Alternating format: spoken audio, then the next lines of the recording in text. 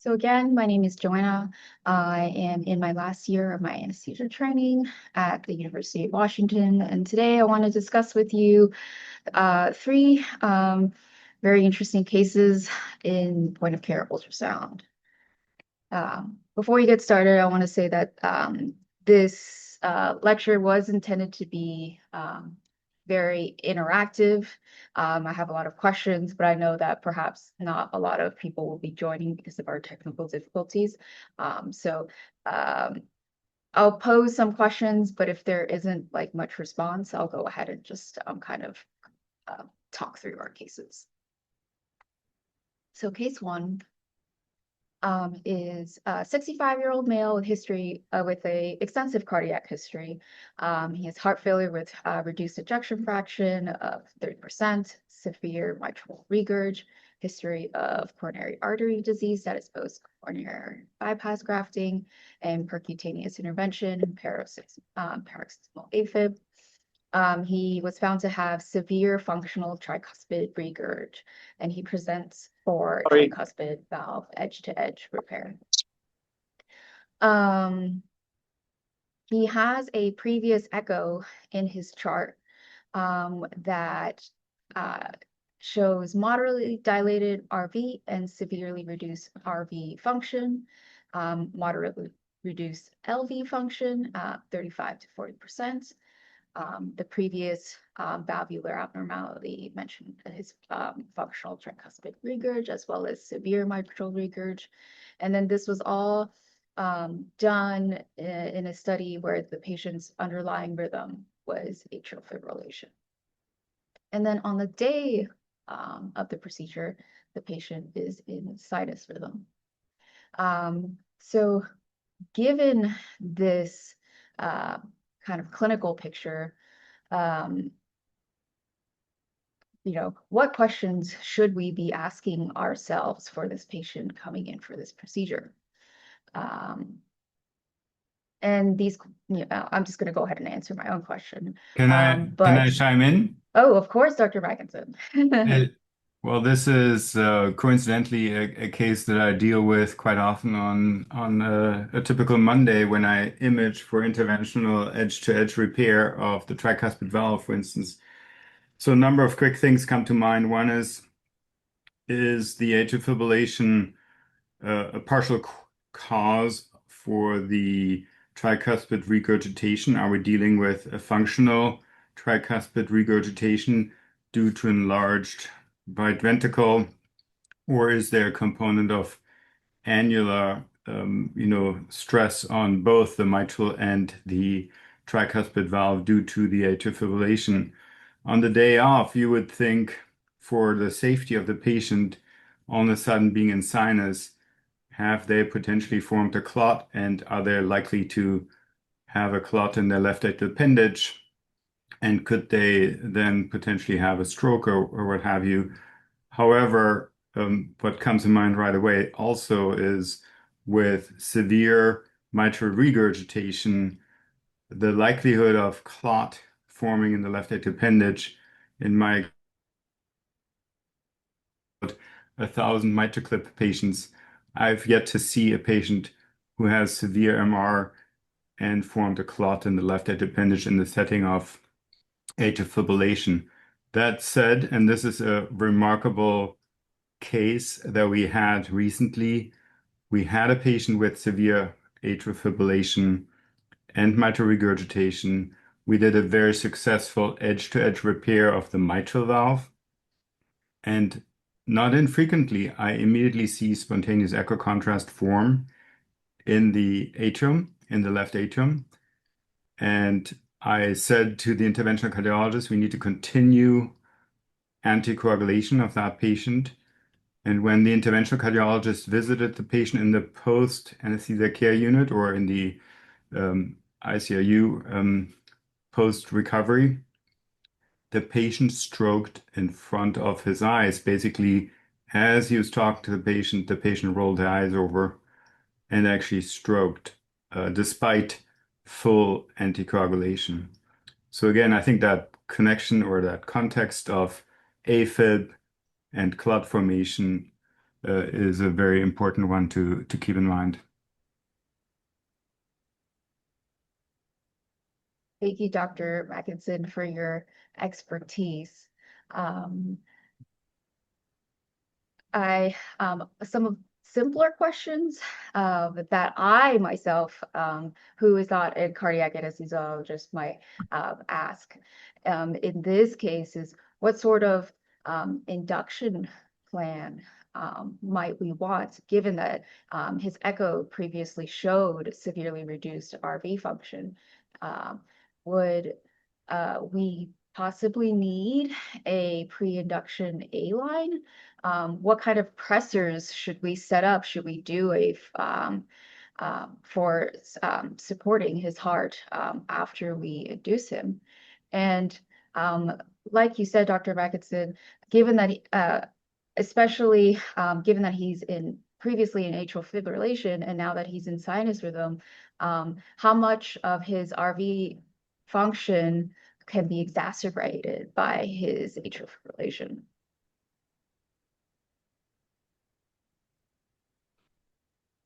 Yeah, those are all excellent questions as well.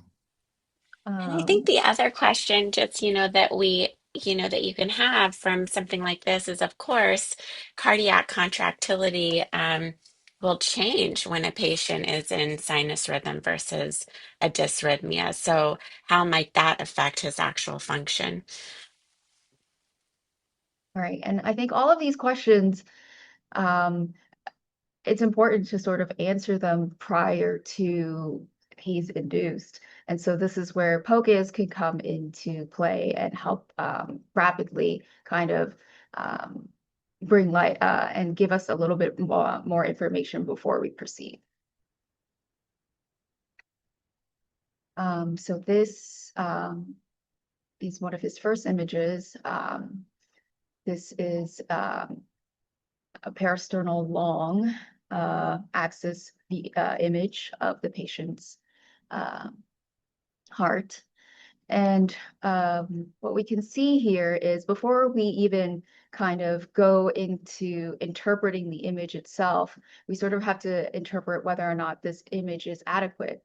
And we could say this image is adequate because we're able to visualize the important structures that we want to interrogate, which are the RV, the kind of the LV without its apex, the left atrium, and then we can also see the descending aorta in this view, and we are able to appreciate that this patient does not have a pericardial effusion. Oh, I'm sorry about that. And what we can see from this image is that the left ventricular function, as reported, does not appear to be severely depressed. And we are unable to evaluate the function of the apex of the left ventricle. But we're not expected to be able to do that in the parasternal long axis. One And that the brief one Mhm. brief comment on, if I may, on the left ventricular function. Unless the patient is further deteriorating, the left ventricular function often in mitral regurgitation, even in this setting, I mean, the patient I think had coronary disease, so coronary artery disease, that certainly make make makes it much worse. But MR is usually pretty easy to deal with for the left ventricle, meaning it is pushing the volume back into the atrium. Mhm. Um, Only if you then repair the mitral valve or you improve the MR, the actual or real left ventricular function will be unmasked, if you will. Um, exactly. And I think that was also another sort of question that we had before this procedure started is the tricuspid regurg, which he was getting the edge-to-edge repair, would give him a pop-up valve for his RV. So if we were going to repair that and his RV function was already from the echo severely reduced, like how much worse would we make that if we also repaired the tricuspid valve. That's an excellent point. And I can tell you that we're dealing with that dilemma quite a bit nowadays because there's a FDA approved replacement percutaneously for the tricuspid valve. And there you actually take all the regurg away from one moment to the next, so to speak. And we see some of our patients struggle tremendously with the big tricuspid evoke valve being in there. And then we deal with real acute right ventricular dysfunction. All right. And then it's really hard to truly assess the right ventricular function fully in this view. We can comment by saying that it's dilated, but that's pretty much all we can say. And then if we put some color on the valve itself, we could see the mitral regurgitation. And I think the point that I want to make just by showing this image is that it's important that when we are doing POCUS is that we don't comment on the valves unless we put color Doppler on it.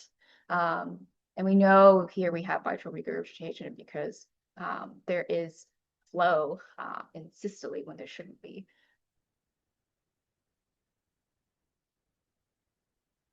So moving on to a different view, this is the peristernal short axis view at the mid-papillary region of the LV.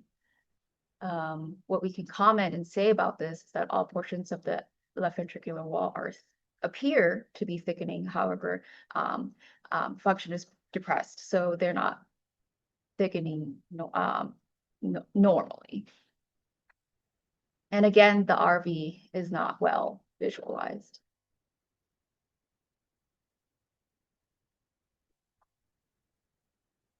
And now moving on to the apical 4 chamber view. Again, it's important to kind of assess the apical 4 chamber view before we make any comments about it, whether or not it is an adequate image. And this is an adequate image. We are able to see the apex of the ventricles. And so that suggests that the image is likely not foreshortened. And we can also see both the mitral valve and the tricuspid valve. The right ventricle perhaps is dilated, but not severely dilated compared to the left ventricle. And the left Can I ventricle, make a brief comment? of course. Excellent images, actually. Sometimes in these patients, it's very hard to get such great image quality. And what you see on the right heart, if you were to even stop the loop when the valves are closed, the tricuspid valve actually really shows the tenting of the leaflets, meaning the point of attempted coaptation is much more in the ventricle than it should be. And there's no real coaptation or coaptation surface that's being formed. And yet, if you were to, basically circle out the area underneath the annulus into the leaflet tips, it would be the tenting volume, or you could measure a tenting depth, typical sign of functional tricuspid regurgitation.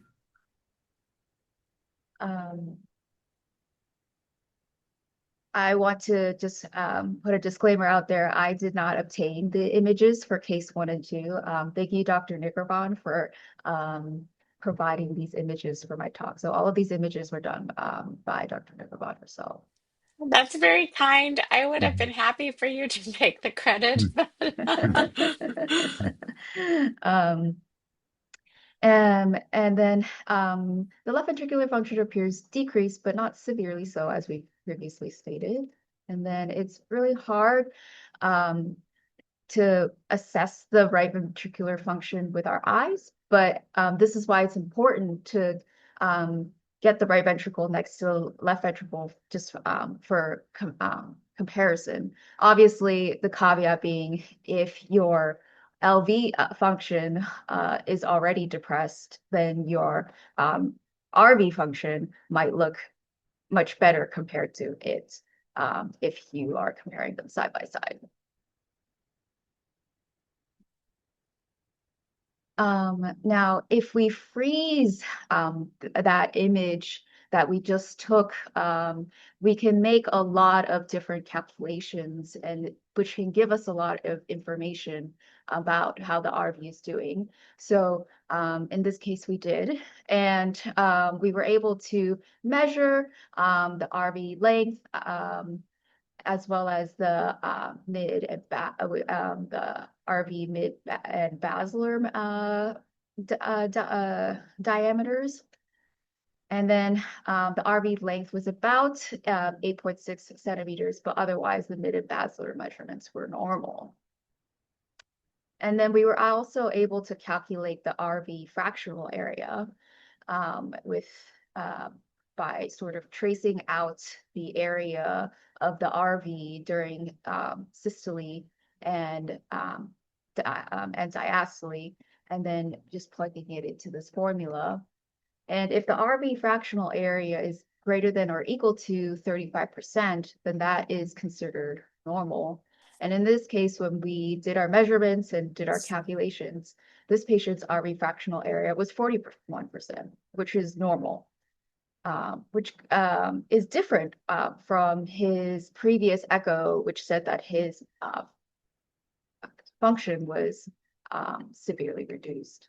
And then I don't have images of this, but you can also calculate a tricuspid annular plane systolic excursion, which is basically if you take M mode and you measure kind of how much the RV height kind of changes during this cardiac cycle. And it is also a surrogate for function of the RV. And a change in that height of 1.6 centimeters is considered normal. And this patient's TAPSE was 1.65 centimeters, which also is another measurement that suggests that the patient's RV function was very much improved compared to his previous echo. And I just, just for clarity purposes, for those who are wondering, that height kind of change or that vertical motion is measured at the level of the tricuspid annulus, the lateral tricuspid annulus. But of course is flawed because it's a linear modality. You're assessing just one kind of point along the line. And if the M mode alignment with the vertical motion is off, then you'll also underestimate that value. So I would say like all of the RV function tools that we have, while it's the simplest to do, it's probably also the most flawed. Thank you.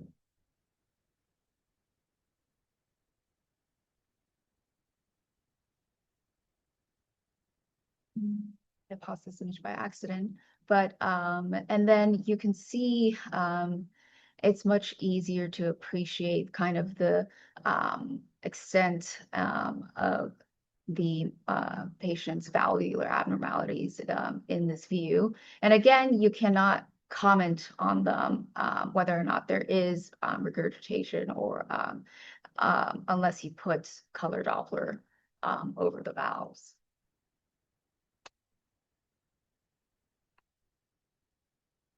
And then this is the image over the tricuspid valve. And here again, we can appreciate patient has tricuspid regurgitation because there is blue flow away from the probe happening in systole.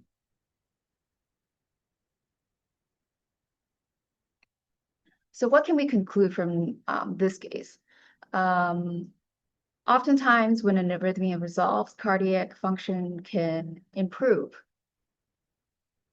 Cardiac point of care ultrasound can be a quick and effective method of assessing cardiac and valvular function when time does not permit for a formal diagnostic study. And again, in order to comment on valvular pathology, color Doppler should be used to assess the valves. And as a caveat to this, basic cardiac POCUS can be used to highlight significant valvular abnormalities. But if we want to do any more nuanced assessments, they deserve formal imaging. And Dr. Burkhardt, can you comment here on any of the images? I guess if whether or not you would be able to see clot formation in the left atrial appendage in this case with cardiac POCUS, and what view Yeah, would we see that on? that's a good point. The standard for sure to rule out clot formation in left atrial appendage is a TE, transesophageal echo, because there's uncertainty with any transthoracic approach, and often the left atrial appendage is incompletely seen. So I don't think it's a good enough test to rule that out, to be very clear. And then one comment on the tricuspid regurgitation. Again, depending on the status of the patient, meaning where are they on their diuresis plan? Are they met with goal-directed therapy? Are they optimized in terms of their fluid status?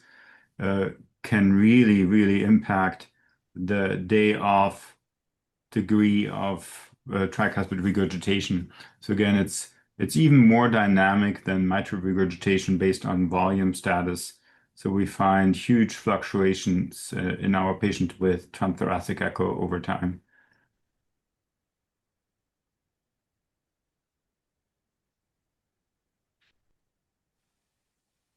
Right. Uh, Thank you for that. And so moving on to case two, we have a 65-year-old female who presents with concern for a gastrointestinal bleed, and she goes to the interventional radiology procedure suite for an embolization operation.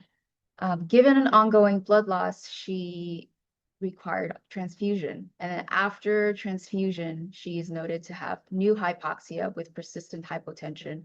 And this is while under general anesthesia. And then for kind of background clinical context, she also recently had a central line placed prior to her procedure.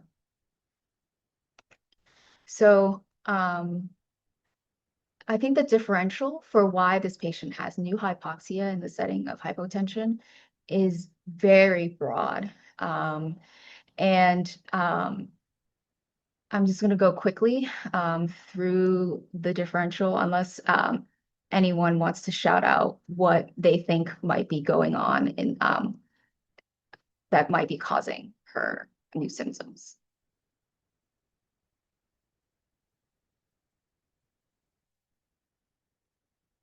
So our differential in this case, we thought perhaps that she might be experiencing a transfusion reaction given her most recent transfusion, transfusion-associated lung injury, and less likely transfusion-associated cardiac overload, given that I think she only received perhaps like 1 unit of red blood cells prior to this new change. She could still be having hypovolemic shock, hemorrhagic versus non-hemorrhagic, depending on what her hemoglobin is.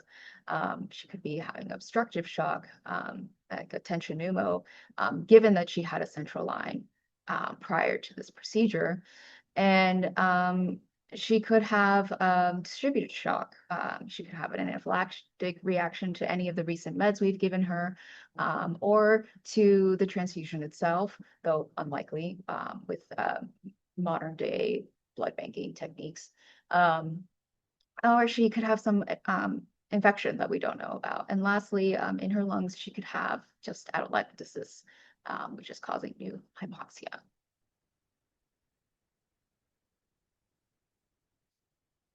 So this is her what her heart looked like in the parasternal long axis view. And again, we first assess whether or not this image is adequate. And this image is taken with adequate depth. We're able to visualize all the chambers that we want to visualize. We can see the descending aorta, and we do not see a pericardial effusion. The left ventricular function appears to be normal. And then we're really not able to evaluate the function of the apex of the left ventricle. But again, we don't expect to see that in the parasternal long axis view. And then she has no valvular abnormality.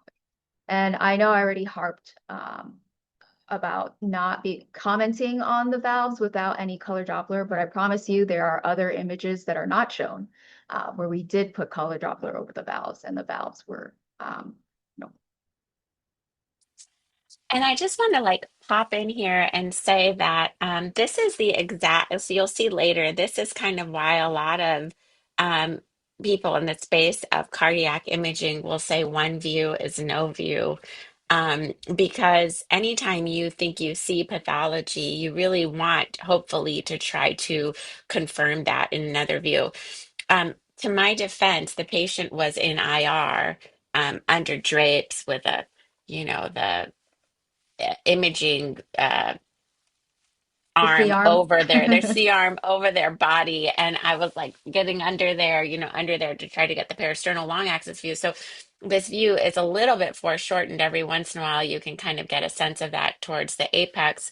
um, and initially when I saw it, I thought, oh, could the LV function be depressed? So, just keep that in mind as you get pathologic images or images that you think may be pathologic, that it's probably a good idea to just confirm in another view, which you'll see in a little bit.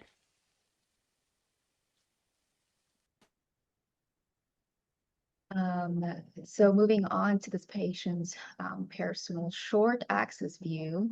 Again, we want to know where we are obtaining that image, and this is in the mid-papillaries.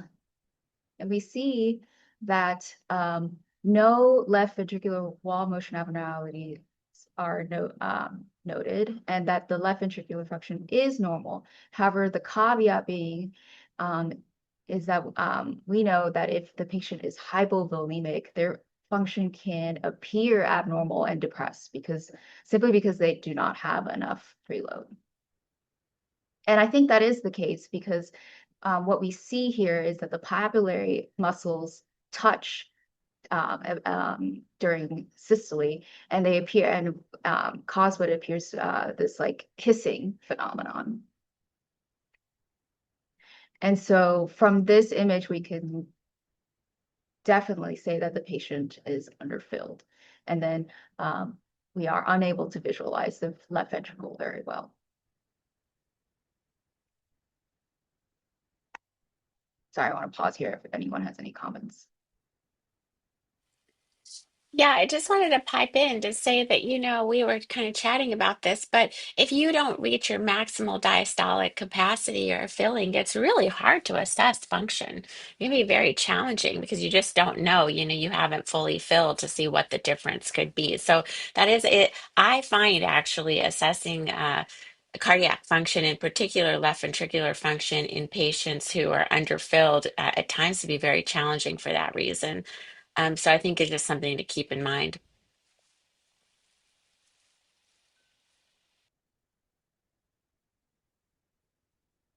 So of course, we also assess the lungs in this case as well, because the patient is presenting with new hypoxia. And so one of the first things I'd like to point out is that we changed our probe from an abdominal probe to a curvilinear probe. It's really important to use the curvilinear probe because you need at least 12 centimeters depth. Otherwise, kind of your view is too shallow, and you may see Z lines, which look exactly like B lines, but then stop halfway. And you wouldn't be able to appreciate that unless you used a curvilinear probe, which has more, you can see much further. From this image, we could see that lung sliding is present in the interrogation zones of the lung field. We have to interrogation zones. And then and perhaps we see on the left interrogation field one A line and one B line. And this is suggestive of there's no pneumothorax, but also that there isn't a lot of edema in the lungs.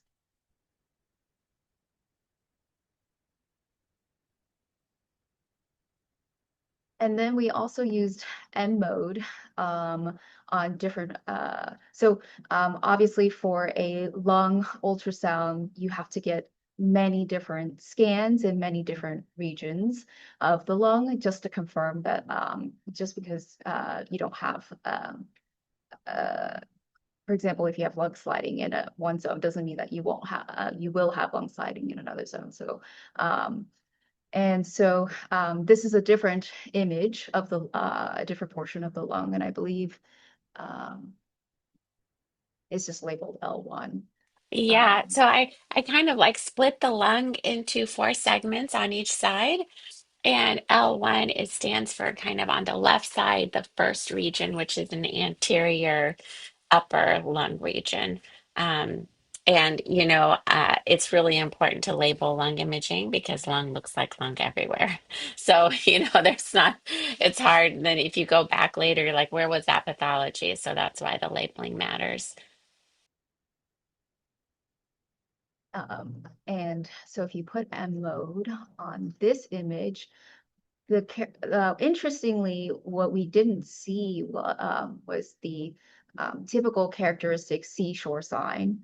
What we saw in this case was actually lung pulse, which is mostly absent lung sliding, but rhythmic oscillations of the pleural line that's synced with the cardiac cycle, which indicates that the visceral and the parietal pleural are in direct contact. And you see this in instances with consolidation, main stem intubation, and atelectasis. Interestingly, our kind of lung pulse seems to vary much more slowly, and usually it's like seen in like very short bursts, correct, directly correlating with the EKG, but this looks like it's varying with respiration. And knowing this, the patient, we had a low suspicion for consolidation because I think that would have been worked up while the patient was inpatient, and we did not have a main stem intubation. So this definitely increased our suspicion for atelectasis in this patient's case. And combined with the knowledge that this patient did not have pulmonary edema.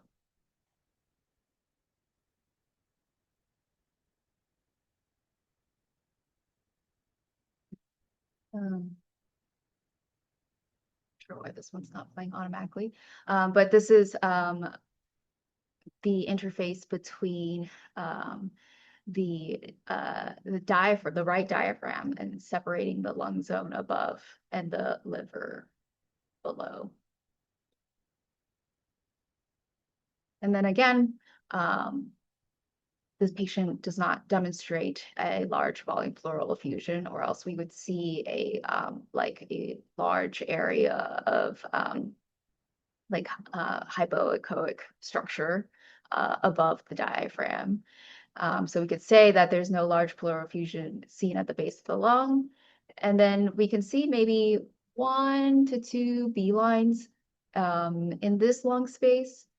So again, this patient does not have pulmonary edema. And we very quickly ruled out kind of volume overload in the lungs. So our conclusions for this case, I think this case was really interesting, not because of what we did find, but more so what we didn't find. I think that a lot of times we think new hypoxia, hypotension, we expect to find one specific underlying process driving the pathology, but we said we found an isolated cardiac process and an isolated pulmonary process. So on our cardiac focus, we saw an underfilled LV, and the patient was ultimately given more fluid with improvement in their blood pressures. And then in the lung ultrasound, we were able to demonstrate that we had lung sliding in multiple zones of the lung. And so we ruled out pneumothorax. We had a normal number of B lines, which is less than or equal to 2 in each interrogation field. And we were able to rule out pulmonary edema. And we saw lung pulse, and we had a different, we suspected that this patient had atelectasis. And so the patient's lungs were recruited with improvement in oxygenation. And the point I want to make is that oftentimes the differential for hypotension and hypoxia is extremely broad, and accurate diagnosis and prompt treatment of this is critical in the operating room, and we can do that with cardiac focus and lung focus.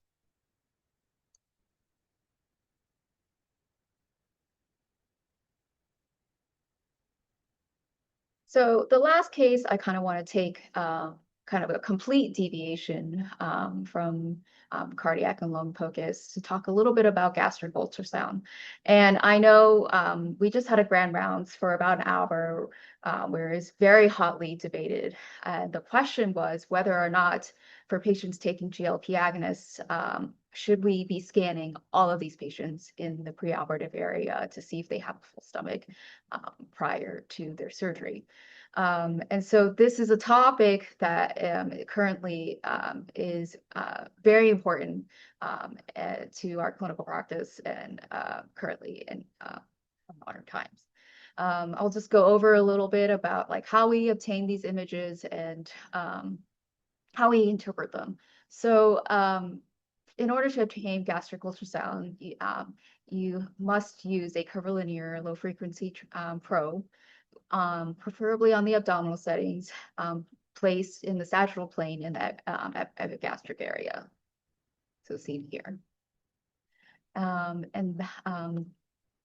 It's important that you obtain an image which shows both the liver, the stomach, the gastric antrum itself, but it also includes a view of the aorta.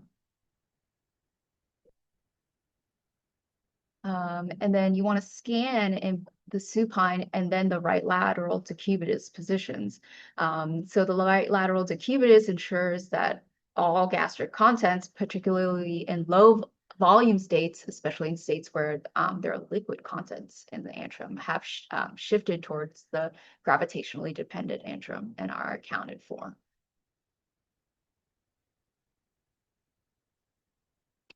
And the different images you can see are, this is a scan of an antrum of an empty stomach. These are scans of an antrum with hyperechoic contents, which is food solid contents. And there are two different images that you can see. You could either see the frosted glass appearance, which is above, and then the late stage appearance, which is below. And then in all of these images, I just want to point out that you can see the liver and as well as the aorta, and then your gastric antrum, liver, aorta.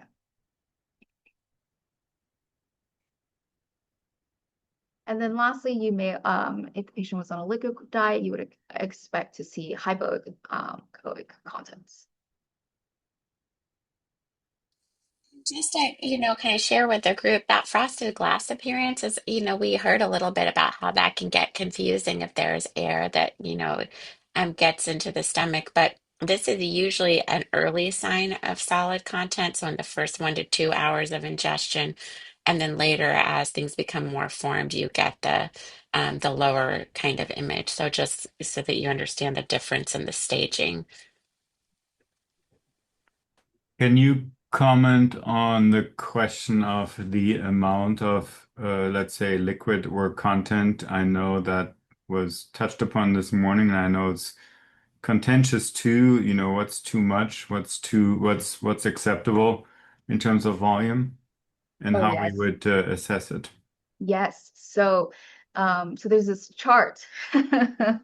So basically, in order to sort of assess a gastric ultrasound, you first want to do a qualitative assessment. So either you'll see no content, clear fluid, or solids. If you see no contents, then this patient has does not have a full stomach and is negative, then you could proceed to surgery.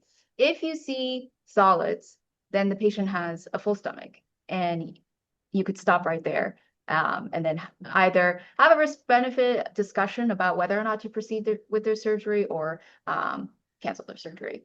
However, the middle ground is if you see clear fluids, so hypoechoic contents. And then so that requires a volume evaluation and then a quantitative assessment. And then in that case, you would measure, just going back to this image, you would measure the outside, so the area of the muscular wall around the contents. And then you would basically come up with a surface area, a cross-sectional surface area. And then based on age, and you then can determine whether or not if it is too much volume. So if it's less than or equal to 1.5 milliliters per kilo, you can proceed. If it's greater than 1.5 milliliters per kilo, then you have a full stomach. So the distinction is specifically made when you have liquid contents in the stomach. And then this is the chart that we sort of use to kind of tell us how much volume is okay to have in the gastric antrum. And then the green area is basically okay, but then anywhere else in the white, you have too much volume and you have a full stomach.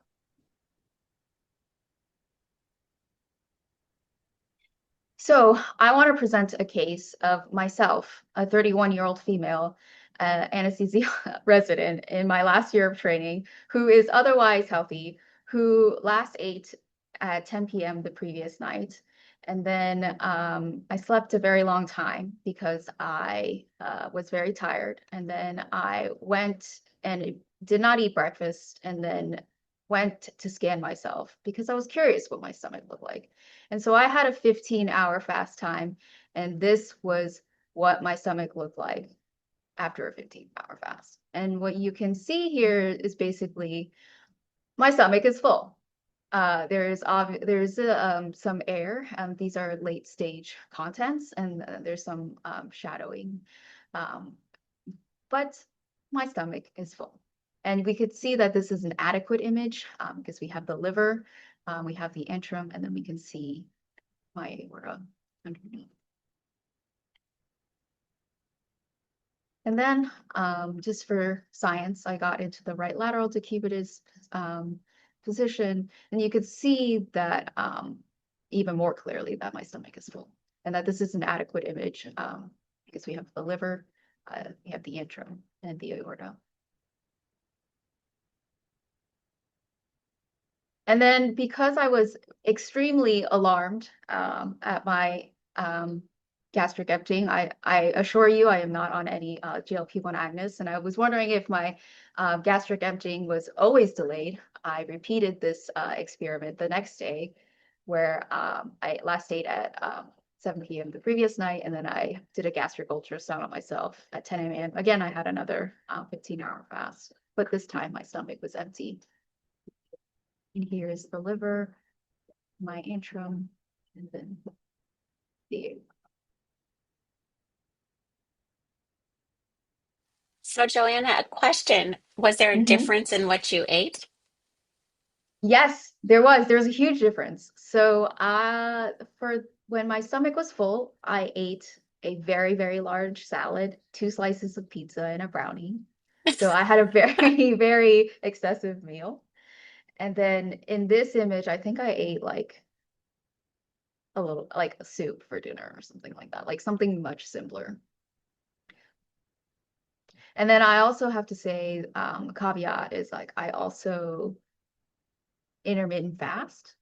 So it's very, I usually do like fasting from, like eating from 11 to 7 p.m. and then I fast for the rest of the time. So, and I have been doing it for over 8 years. So I don't know if partially contributing to this is the fact that I have a change in diet habits compared to average population.